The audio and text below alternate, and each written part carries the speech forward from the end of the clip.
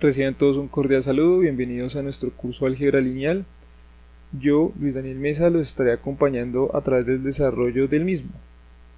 Este cursito va a tener algo diferente, no vamos a comenzar, digamos, por la parte tradicional que son matrices, vamos a comenzar analizando la parte vectorial y a su vez vamos a mezclar algo de álgebra tensorial. No siendo más, comencemos. Veamos algunas de las propiedades que cumple un espacio vectorial.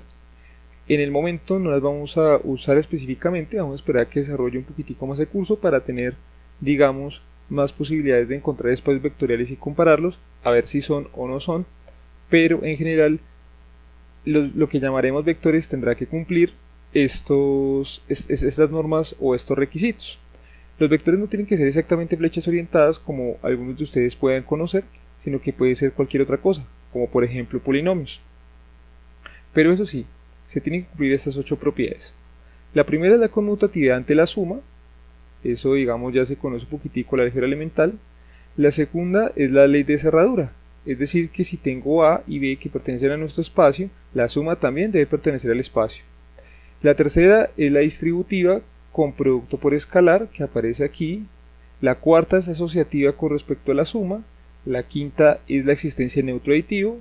La sexta es la de inverso aditivo. La séptima, es la distributiva pero de vector hacia sumas escalares, y la octava es asociativa del producto con respecto a producto de escalares y vector. Bueno, veamos un ejemplo de un vector en una dimensión. Dígase que queremos hallar la distancia que hay entre el punto 0 y un punto A de nuestra recta real. Esa A puede ser negativa, puede ser positiva, es decir, puede también estar hacia la izquierda si vale menos 5, menos 8, bueno, etcétera, o puede estar a nuestra derecha si vale 10, 15, 20 o cualquier otro número de ese tipo, ¿no? Definiremos simplemente la norma de nuestro vector como el valor absoluto de esa A. Entonces, si esa A es negativa o positiva, pues simplemente nos vamos a quedar con la parte positiva siempre. Y su posición la definiremos como A por un vector cachuchita que nos va a representar cómo escalamos nuestro espacio, es decir, cómo vamos a tomar nuestra unidad de medida. Probablemente ustedes estén relacionados con el sistema SI, ¿sí? Donde aparece kilogramo, segundo y metro. En el caso de la longitud, cuando hablamos de metro, es una convención, a alguien se le ocurrió, digamos, coger un patrón de medida que fuese estándar y fuese así, y a partir de eso podemos, digamos, saber la longitud de una mesa o de una carretera, etcétera, etcétera, etcétera. Lo mismo ocurre acá, nosotros escogemos un vector unitario que nos permita escalar nuestro segmento de línea. Ahora bien, si no tenemos el vector central en el origen, sino que comenzamos desde un punto B y vamos hacia un punto A, pues la distancia que hay entre estos dos puntos simplemente va a ser la resta de estos dos. Como se observa, ya tenemos una forma de restar vectores al menos en una dimensión. Cogemos el final y le restamos siempre el inicial. Para la suma también vale, claro, si lo queremos sumar, cogemos y sumamos ¿quién? El segmento B con el segmento A y nos da un nuevo vector. Pero bueno, eso ya digamos es otra cuestión en el siguiente sentido, que pues acá es evidente por la edición de segmentos, pero digamos que en la resta no lo es tanto y por eso se toma así. Bueno, entonces la magnitud de este vector A simplemente va a ser A menos B en valor absoluto, porque como les he dicho, A y B puede valer lo que sea, entonces también esa resta puede darnos negativa. Y su posición va a ser A menos B en la dirección E sub I. Perfecto. Veamos un ejemplo más interesante, un vector en dos dimensiones. Aquí pues aplicamos la siguiente lógica. Podemos tener dos caminos para ubicar la cabeza de nuestro vector. Primero nos desplazamos en x1, una distancia a1, y luego nos desplazamos en x2, una distancia a2, y llegamos a la cabeza del vector. Pero esta no es la única forma de llegar a esa cabeza. También podemos hacer lo contrario. Nos desplazamos en x2, una distancia a2, y luego nos desplazamos en x1, una distancia a1. Recuerden, estos números pueden ser tanto positivos como negativos, pero para hacer el ejemplo ilustrativo hemos tomado simplemente como si los dos fuesen positivos. Luego definimos el vector como A1, E1, que quiere decir cuánto nos vamos a mover en X, A2, E2, cuánto nos vamos a mover en Y, para poder construir nuestro vector, que recuerden que está anclado al origen, es decir, partimos de aquí y llegamos acá. Y su norma se va a poder calcular por el teorema de Pitágoras, porque recuerden que estos son sistemas ortogonales. Acá tenemos un ángulo recto y este tiene que ser paralelo para que valga tanto este camino como este camino, y también va a tener un ángulo recto, y por tanto pues vamos a poder hallar la norma de nuestro vector, que se encuentra aquí en negro, que la norma se va a entender siempre como la longitud del segmento. Ahora, si nuestro vector no está anclado al origen, podemos hacer lo siguiente. Le asignamos un vector que parte del origen a la cola del vector y otro vector que parte del origen a la cabeza del vector. El vector en verde tiene una longitud en x de b1 y el vector en rojo tiene una longitud en x de a1. Si yo quiero hallar esta distancia, que es la correspondiente a la parte del vector negro, pues simplemente hago una resta de segmentos, que era lo que ya habíamos hecho antes en una dimensión. Listo. Y si yo quiero hallar, digamos, la parte alta, que es en Y, pues también hago lo mismo, una resta de segmentos que ya habíamos hecho para una dimensión. Y aquí esto me va a formar un triángulo rectángulo. Por tanto, vamos a poder aplicar el teorema de Pitágoras y luego saber la longitud de nuestro segmento aquí en negro. Excelente. Veamos ahora cómo sería en 3 dimensiones. Bueno, en 3 dimensiones es un poco más complejo. En realidad vamos a tener 8 caminos por los cuales vamos a poder llegar a la cabeza del vector. Aquí únicamente ilustré 3. ¿Por qué no hice las 8? Bueno, porque nos va a quedar un masacote ahí de segmentos, todos de diferente color, y no va a dar a entender muy bien la idea. Pero acá con estos 3 caminos espero que a ustedes les quede más o menos claro cómo es que se ubica ese punto. Como tenemos tantos caminos, acá por ejemplo se escoge el siguiente. Podemos primero desplazarnos en x2, una distancia 2, luego en x1, una distancia 1, y luego en x3, una distancia 3. Ese es un camino. Pero hay otro. También podemos coger por x1 una distancia 1, por x3 una distancia 3, y por x2 una distancia 2, y volvemos a llegar al mismo punto. Pero hay otro. También podemos coger por x3 una distancia 3, por x2 una distancia 2, y por x1 una distancia 1, y llegar al mismo punto. También pudimos haber cogido, digamos, esta que va en esta dirección, o sea, x3, x1 y x2, y llegamos a la misma. Y como ustedes pueden ver, se va a formar un cubo a medida que vayamos, digamos, descartando todos los posibles caminos. El vector se va a expresar con coordenadas a1 en e1, a2 en e2 y a3 en e3, es decir, cuánto me debo mover en la coordenada x1, cuánto me debo mover en la coordenada x2 y cuánto me debo mover en la coordenada x3. Y como ustedes pueden ver, no importa por cuál coordenada comiencen, siempre van a poder ubicar la cabeza del vector y luego unirla con el origen. ¿Cómo hallaremos su norma? Bueno, acá hay que tener cuidado. Recuerden que este sistema es ortogonal, es decir que aquí hay un ángulo de 90 grados al igual que aquí. Como hay un ángulo de 90 grados, este segmento que está aquí en línea punteada puede calcularse por el teorema de Pitágoras. ¿Y cómo sería? Pues sería a1 al cuadrado más a2 al cuadrado y nos daría este segmento al cuadrado. Por otra parte, nosotros tenemos que este segmento al cuadrado más este segmento al cuadrado, raíz cuadrada de eso, nos debería dar la longitud de nuestro vector, ¿correcto? Pero ya sabemos la longitud de esto, que es a1 al cuadrado más a2 al cuadrado, bueno, su longitud al cuadrado. Simplemente faltaría añadirle ¿quién? Pues el a3 al cuadrado y sacarle raíz cuadrada y obtenemos nuestra norma en R3. Ahora, si no está amarrado al origen, pues lo único que hacemos es coger y ubicar el punto de la cola de nuestro vector como aparece aquí y la cabeza, y luego lo que hacemos es hacer la resta. ¿Cómo así? Pues cogemos por ejemplo b1 y le restamos a 1 y con eso tenemos la coordenada en x de este vector. Cogemos b2 y le restamos a 2 y con eso tenemos la coordenada en x2, y hacemos de forma análoga para la coordenada x3, pues cogemos b3 y le restamos a 3 y obtenemos pues digamos la coordenada aquí en x3 y nos queda nuestro vectorcito de esta manera. Aplicamos la misma lógica que hemos aplicado anteriormente y obtenemos su norma. En general, para un espacio Rn siempre vamos a poder calcular la norma de nuestro vector de esta manera. Para el primer caso es simplemente tomar a1 igual a 2 igual a n igual a 0 y por tanto pues nos va a quedar la norma, digamos, que al principio desarrollamos siempre para nuestro análisis. Bueno, Toda esta notación en parte es buena, muy ilustrativa y todo eso, pero para hacer cálculos algebraicos un poco más extensos y extender teoremas es muy engorroso. Entonces vamos a intentar simplificarla un poco. Yo les había dicho que era conveniente llamar a los ejes coordenados como x1, x2, x3 o bueno, más bien lo di a entender. Entonces, ¿por qué es conveniente? Porque miren que un vector en Rn se puede expresar como esta sumatoria. Sin embargo, este símbolo sigma también puede ser un poco tedioso cuando tenemos que hacer muchos cálculos, más que todo para caracteres demostrativos. Y por tanto vamos a tomar en cuenta la siguiente convención. Si hay dos índices repetidos en un producto, eso siempre va a indicar suma. Pero ojo, no pueden haber tres índices repetidos, es decir, A1, E1 por B, AI, EI por BI. No, eso no es válido. Siempre tienen que estar de a parejas los índices en un producto, ¿no? Excelente.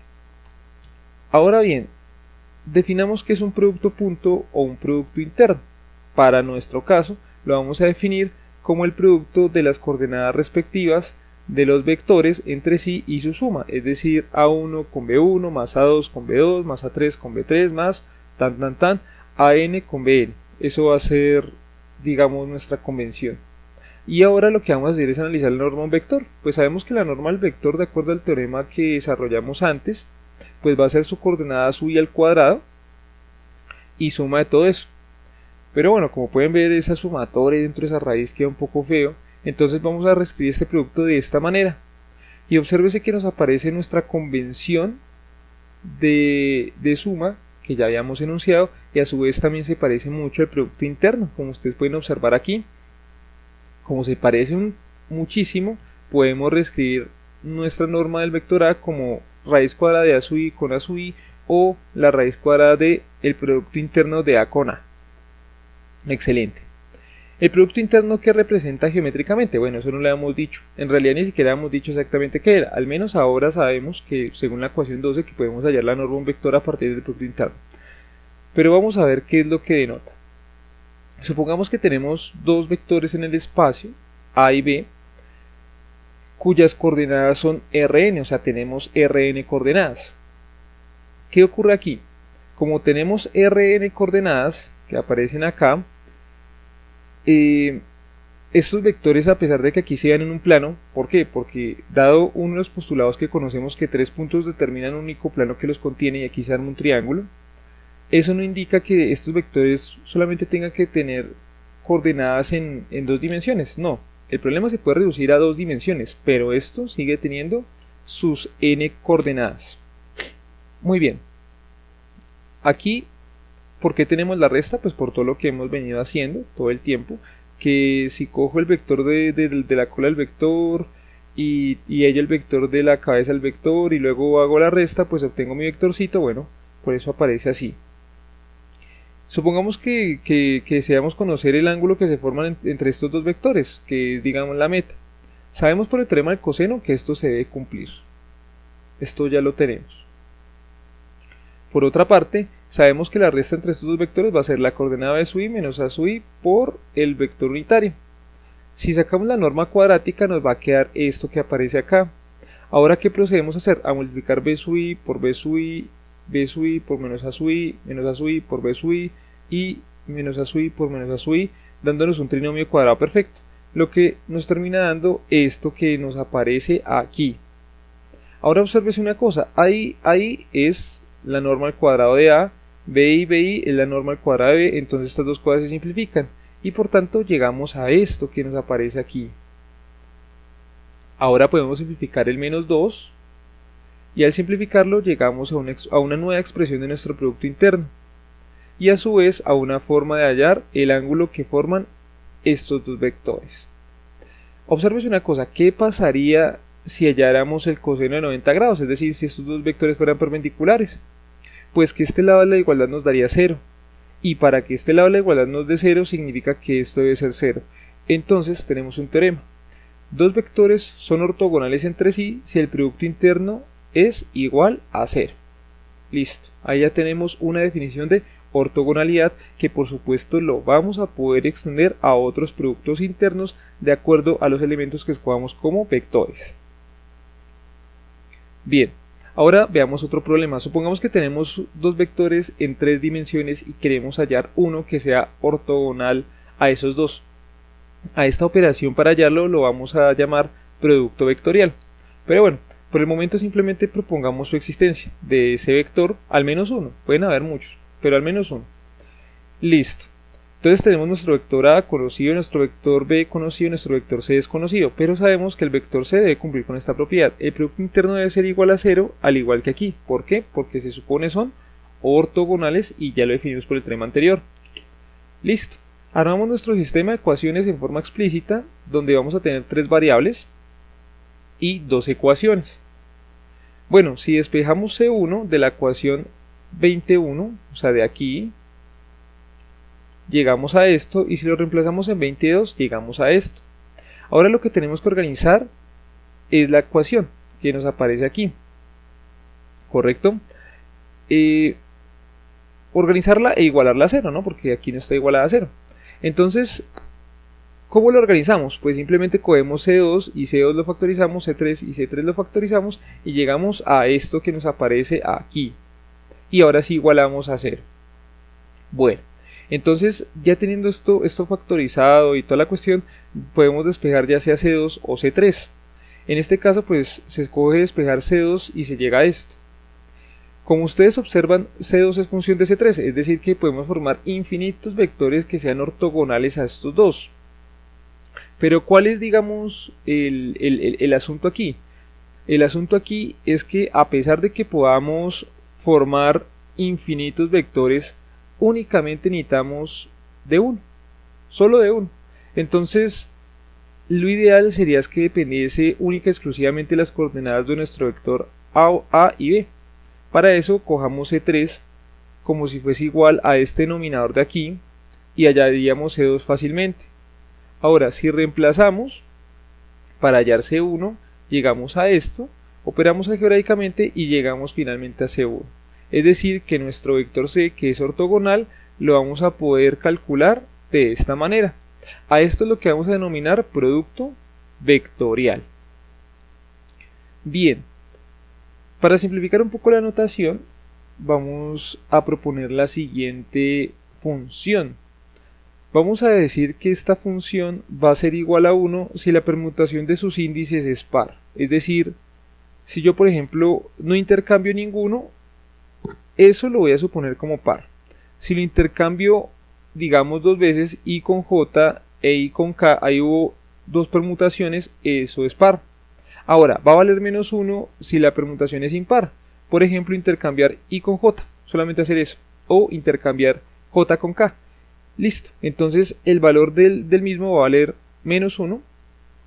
Y si hay índices repetidos, es decir, si tenemos e su i k, e su i j i o e su i k k, bueno, ese tipo de cosas, va a valer 0. Entonces analicemos un par de elementos. Aquí únicamente tomé 2, pero ustedes pueden hacer el análisis para todos los 6 y se van a dar cuenta de lo siguiente, que A2 B3 E1 se puede escribir como E123 A2 B3 E1. ¿Se puede escribir así? Por supuesto, se puede escribir así. Y obsérvese que aquí no hay permutación. Aquí tengo simplemente 1, 2, 3 como mi base, ¿sí?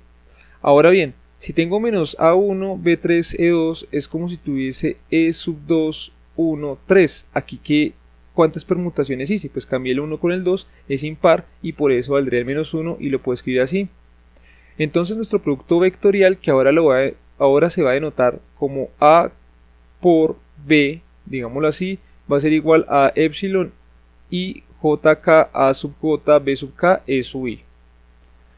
Bien, ahora vamos a intentar aplicar todo lo que hemos aprendido hasta el momento. Veamos un ejemplo. Dibujar el vector que parte de menos 1,1 y termina en 4,3. Halle su norma y el ángulo que forma con el eje de las abscisas. La solución es muy sencilla. Primero construimos un plano cartesiano y ubicamos sus puntos. Y al ubicar sus puntos los vamos a unir con una flecha, como aparece aquí. Entonces observes, el primer punto era 1, menos 1, perdón, en X y 1 en Y. Y el segundo era 4, 1, 2, 3, 4 y 3 en Y. 1, 2, 3 y obtenemos la cabeza. Unimos los dos puntos y nos da nuestro vector buscado. Claro, se pudo haber dibujado el vector que une este punto con este punto y este punto con este punto, pero digamos que si tenemos claro lo que hacemos, no es necesario. Ya tenemos nuestro esquema. Ahora lo que procedemos es hallar su norma. Bueno, pues como hallamos su norma, necesitamos esta longitud. Obsérvese que ustedes pueden contar gráficamente qué longitud tiene acá. 1, 2, 3, 4, 5. ¿Y qué longitud tiene acá? 1, 2. ¿Qué fue lo que hicimos? Pues 4 menos menos 1 y 3 menos 1, que es lo que nos aparece acá. Hacemos las operaciones algebraicas respectivas. Nos queda que la norma de nuestro vector es 5 al cuadrado más 2 al cuadrado, que es igual a raíz de 29. Y luego, pues para hallar el ángulo, simplemente lo que hacemos es el producto interno entre el vector A y el vector unitario E1. ¿Por qué? Porque nos están pidiendo con el eje de las abscisas el ángulo. Perfecto. Recuerden que este vector es unitario. Entonces, si es unitario, su norma tiene que ser igual a 1. ¿Por qué? Porque pues ¿cuánto vale su longitud? Una unidad. Listo.